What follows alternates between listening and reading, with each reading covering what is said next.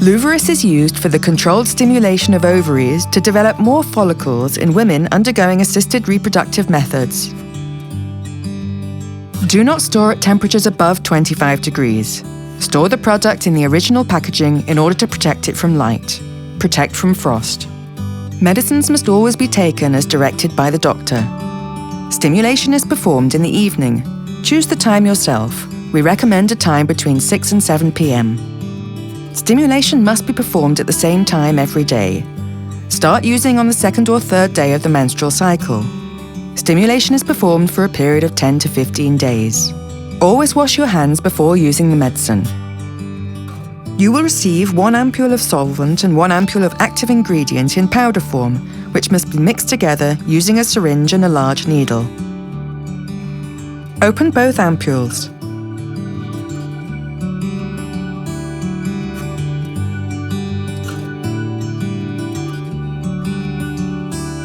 Draw the liquid into the syringe using the large needle.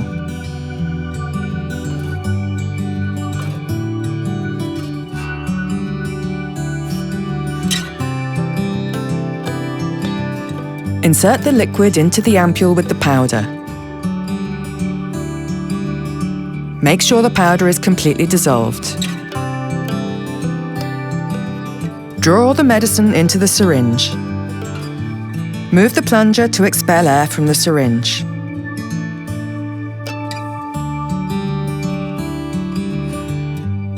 Use the small needle for the injection. The medicine is ready for application.